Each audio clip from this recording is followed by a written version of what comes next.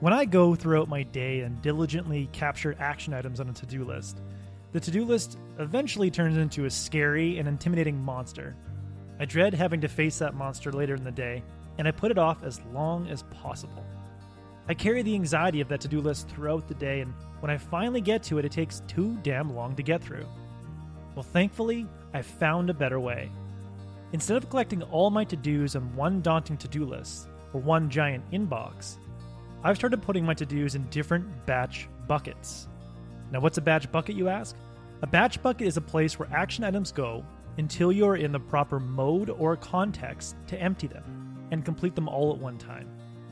Each one of us experiences a different mental mode during the day. Just after having a cup of coffee in the morning, you are likely in a focus mode where you are willing to tackle hard items on your to-do list. But after you go enjoy a pasta buffet with your coworkers at lunch, you have severe brain fog, and in that early afternoon you can only seem to do mindless tasks like responding to email messages and cleaning your desk.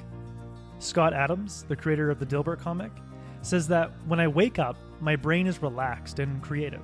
The thought of writing a comic is fun and is relatively easy because my brain is in exactly the right mode for that task. By 2 p.m., all I can do is regurgitate the ideas I've seen elsewhere. At 6 a.m., I'm a creator. At 2 p.m., I'm a copier. Each one of us also experiences different contexts throughout the day. The contexts are times when only a select few actions are relevant, given the current situation. For example, constantly reminding yourself to buy milk at the grocery store while you're in a meeting with your team is rather pointless. An item like buy milk is only helpful to remember when you are in the context of a grocery store. David Allen, the author of Getting Things Done, says there is never a moment at which you could do everything you decided to do, or everything on your to-do list, simply because most of those actions require a specific tool or location. If you learn to defer actions until you're in the optimal mode and context by placing those actions in specific batch lists instead of your general to-do list, you'll reduce the anxiety that comes with a daunting to-do list and maximize your efficiency. To give you an example of what batch buckets you can create, here are my 5 favorite batch buckets, the 5 separate lists that I maintain to capture context and mode-specific items. My first batch bucket, mindless work. This bucket includes important but mundane tasks, tasks like answering basic emails, cleaning my desk, formatting documents, or paying the bills. I empty this bucket every day after lunch when I'm easily distracted and my energy is low. This frees me to not worry about the mindless stuff until that's all I'm willing to do. My second batch bucket is my deep work bucket. This bucket includes tasks that require intense focus and critical thinking. Tasks like writing, designing, studying, or solving problems. I empty this bucket every morning when my energy is at its highest and I am less likely to be distracted.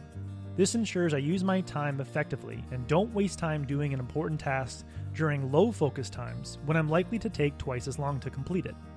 My third batch bucket is the calls bucket. When I need to phone a friend to wish them a happy birthday or call a vendor to ask about a shipment, I purposely put off making that call until my commute time later in the day. That way I can use my time in the car efficiently by making several phone calls in a row when I'm in a talkative and social mode. My fourth batch bucket, groceries and errands. When my wife tells me to get some eggs or go pick up a package at UPS, I push that action into the GE bucket list, groceries and errands bucket list.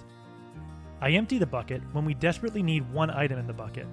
That way I only need to drive to the store or go across town to pick up a package 1 or 2 times a week. And my last batch bucket, the browsing bucket. When I'm reminded to watch a funny SNL video on YouTube or read a blog article from Seth Godin or download the latest song from deadmau5, I simply put that item in my browsing bucket.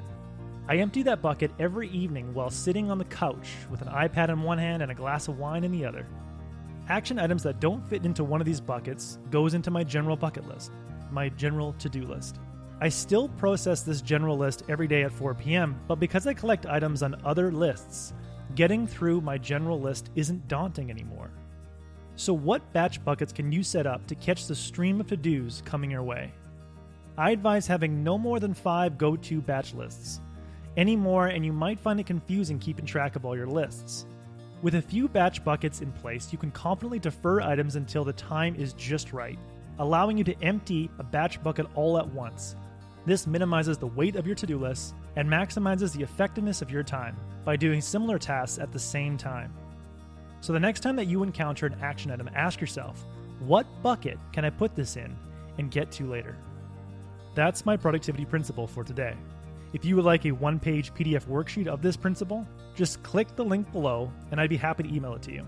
If you've already signed up for the free Productivity Game newsletter, this PDF is sitting in your inbox.